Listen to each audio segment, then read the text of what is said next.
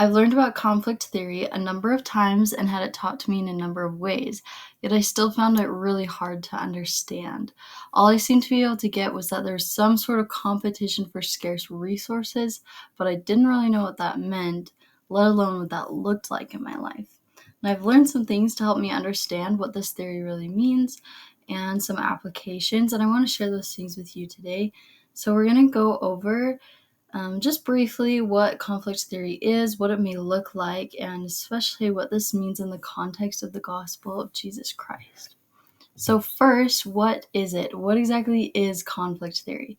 Just like I mentioned earlier, it's essentially the idea that people are competing over scarce resources. But what exactly does this mean? Some examples of a resource could be time, education, money, food, power, and status. There are lots of other resources, but these are just things I thought of. And these are all things maybe we compete for, right? If there isn't enough time, if there isn't enough food, or if one person is offered so much money and no one else gets some, right? Or if there's a competition for status, we get in conflict over these things, and it forms sort of this dynamic of competition. We're going to look at a few examples to maybe help clarify these a little bit more. The first example is in the classroom. Let's say it's the first day of the semester and your teacher says, all right, welcome to class, welcome to the first day. So there's only going to be 5 out of 300 of you who are going to get an A. Right? Like, what? Only 5?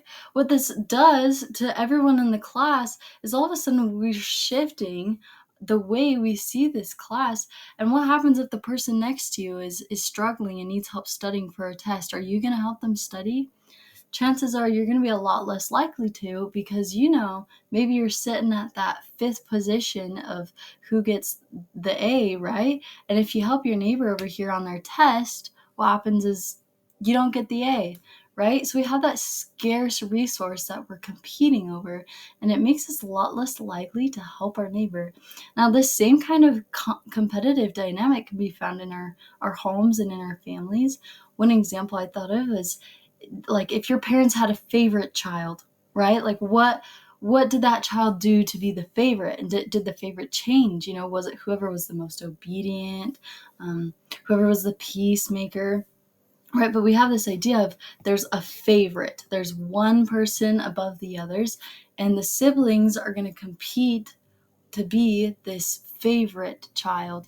And maybe even if you are the favorite child, you'll go so far as, you won't take any of the blame for anything you do wrong, because it puts in jeopardy your position as the favorite child.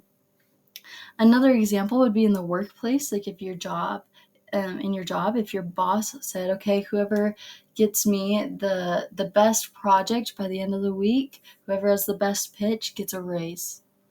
Right? So there's not going to be a lot of community discussion and helping going on. Why? Because we've turned it into a competition where there's this scarce resource.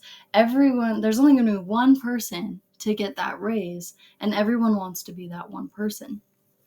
So now we're going to have a little bit of a story time here, something where I realized conflict theory has been playing out in my life where I didn't even realize. So it's the end of the semester, and the managers of my apartment complex came by and gave to each apartment a little yellow folder with a list of jobs.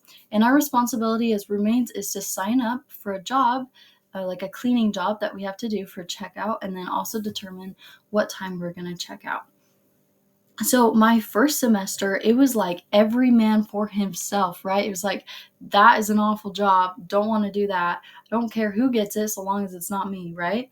So we go into this competitive mode where it's like whoever gets to that folder first is going to be the one who gets to pick their job. And you want to be that person because you don't want to be left with the bad job, the bad cleaning job, right?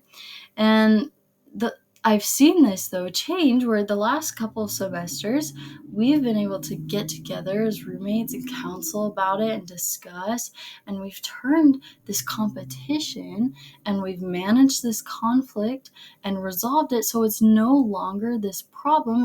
saying, hey, I got this job last time. Oh, I don't really like that job. Oh, I don't really mind that job. We'd be able to discuss this to the point where it's no longer a conflict.